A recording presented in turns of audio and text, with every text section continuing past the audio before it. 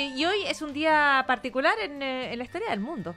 Fue un 27 de enero cuando se libera el primero de los campos de concentración de la Alemania nazi, Auschwitz, que llegaría a convertirse en el símbolo de todo el proceso de intento de exterminio judío que había emprendido el régimen de Adolf Hitler. Fue un soldado soviético el primero que entró a Auschwitz y que se encontró con esto que se convertiría en una dolorosa mancha en la historia de la humanidad. A partir de los últimos años se conmemora cada 27 de enero este recuerdo del holocausto, este día que está diseñado para no olvidar aquello que ocurrió. Y en Chile hoy tuvo una cuestión particular, puesto que Chile cuenta con una de las personas que la comunidad judía reconoce como justa entre las naciones. Y este es el reconocimiento a todas aquellas personas que hicieron algo en un contexto muy, muy difícil por salvar la vida de quienes eran perseguidos.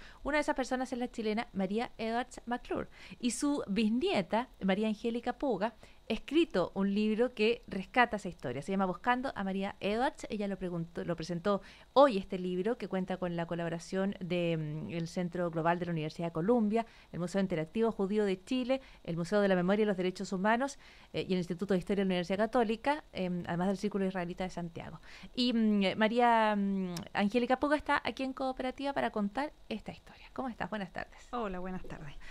Hoy lanzas el libro, se llama, como yo contaba, Buscando a María Edwards, y recuerda esta categoría de justa entre las naciones. Ella es la única chilena que tiene esta... Ella es la única chilena, la única heroína que podríamos decir que tenemos en Chile.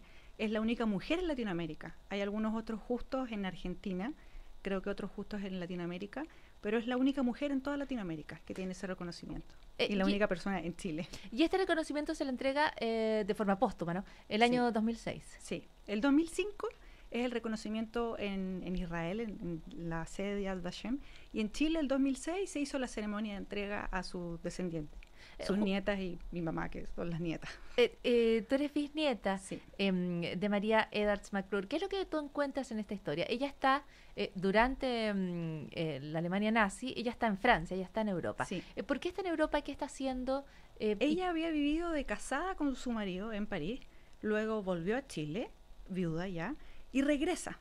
La verdad es que toda su vida ya la tenía hecha en París, sus amistades, era una mujer muy entretenida, muy dada a la literatura y con otra mentalidad ya por toda la crianza que había logrado a lo largo de los años. Ella vuelve y decide quedarse aún en tiempos de guerra y comienza su actuar primero en la resistencia francesa. Ella tiene un doble rol. Por un lado es condecorada por la resistencia con la medalla Caballero de Honor, y decide trabajar de encubierto en el Hospital Rothschild como asistente social. Y ahí comienza su función de rescate de los niños.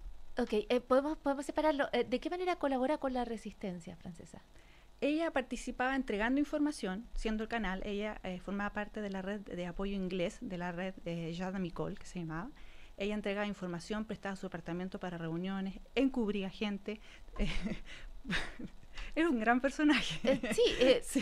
¿Y por qué ella lograba hacer esto? Porque tenía que estar en una posición determinada para poder ir realizando estas actividades en un momento de mucha persecución.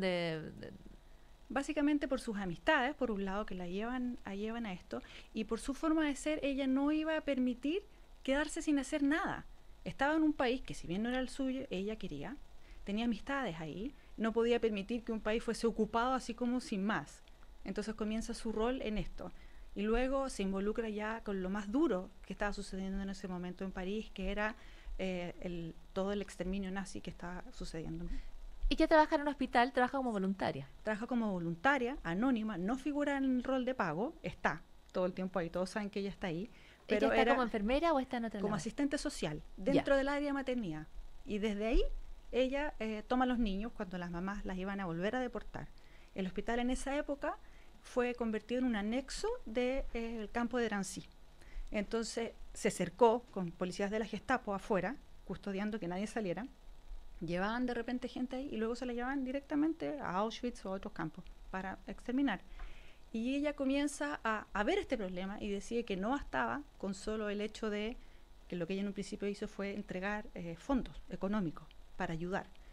Dice, esto no es suficiente, hay que sacar a los niños.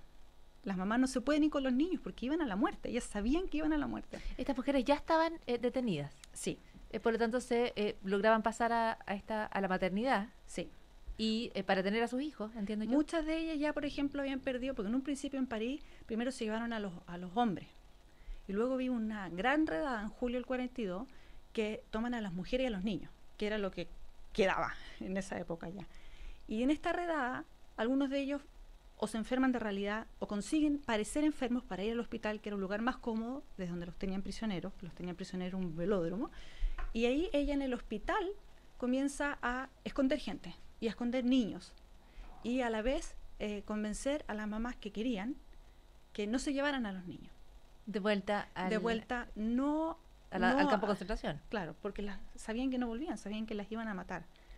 O a veces llegaban los niños solos porque venían enfermos, habían sido abandonados, habían quedado solos en este lugar de la redada, los habían tomado cuando los papás o ya estaban en la deportación o en el más que abandonado, claro, no es que sus padres lo abandonaron, sino que las detenciones dejaban a estos niños solos, digamos. No era voluntario de sus padres el abandonarlo. Entonces llegaban al hospital y ella, junto a otras personas, comienza a rescatar a estos niños. Con su amiga, Clara Imán, que era la asistente social judía real, decían que la manera aún más arriesgada era aprovechar su condición de no judía, por lo tanto ella no portaba la estrella de David, y como tenía este rol de ser una extranjera que pertenecía a la alta sociedad en París, la miraban un poco como ¿qué hace esta señora aquí? Y ella tenía un poco más de libre tránsito. Entonces ella tomó el riesgo de sedar a los niños y esconderlos bajo su capa de enfermera para sacarlos y llevarlos a su casa y ahí empezar a moverlos en las redes de protección, escondiéndolos en orfelinatos. A las niñitas era más fácil, a los niños era más complicado, porque era evidente su condición de que no eran católicos los niños. Entonces los esconden en casas de campesinos, en otros hogares, los hacen pasar por otros niños católicos, en otras familias de acogida. Y logran rescatar a estos niños. Sí. ¿Tú pudiste hablar con testimonios directos? Han pasado muchísimos años, y estos niños que ella rescató son probablemente abuelos. Personas Yo les sigo diciendo niños y son abuelos. ¿Y lograste contactar a alguno? Viajé el 2010 la primera vez y conocí a varios y sigo hasta el día de hoy en contacto con ellos. Hace un par de meses estuvimos en el matrimonio de la nieta de uno de ellos en París. Sigo en contacto continuo de ellos y ellos fueron los que comenzaron este reconocimiento. Nosotros como familia lo sabíamos, pero teníamos muy como un ámbito así familiar, pero ellos decían de que ella merece el reconocimiento justo entre las naciones y ellos nos ubican a nosotros en Chile. Como familia te hablo. Y ellos son los que te encuentran. María Angélica Puga, la familia de Edwards, el apellido de Edwards, más bien, para no englobar a todos y cada uno de sus integrantes, pero el apellido de Edwards en Chile está asociado a una mirada más bien conservadora, ¿no? A una elite más conservadora, más tradicional. Tú estás describiendo a una persona que precisamente ocupa el rol que ya tenía en lo que en esa época se llamaba alta sociedad, para emprender dos labores arriesgadas, dos labores que van contra el orden de la época, apoyando primero la resistencia francesa y luego apoyando a estos niños, rescatando a estos niños de la opresión. ¿Es ella una persona distinta en el contexto de tu familia? ¿Crees que da una mirada distinta a esa familia? Que es también la tuya, tú eres su nieta. Ella tenía un contexto distinto, pero ella venía con los valores de su abuela, de Juana Ros, que era una mujer muy fuerte, que le había inculcado esto. Ella, por otro lado, era la menor de los 9 hermanos. Generalmente los menores se tienen que buscar la vida, y tenía sobre ella hermanos muy fuertes en cada uno de sus ámbitos, sus hermanas y también su hermano Agustín. Entonces, ella venía con una carga fuerte. Le tocó una vida a la vez muy intensa, enviudó muy joven, estando en el extranjero, quedándose con una niña sola, y eso no le hace nada más que ser fuerte. Pero ella tenía una convicción católica de principios humanitarios muy fuerte. Entonces, no le quedaba otra, para ella era como, esto es lo que hay que hacer, es obvio, no hay nada más que... Lo raro sería que yo no lo hiciera. Eso fue lo único que lograron alguna vez que explicara.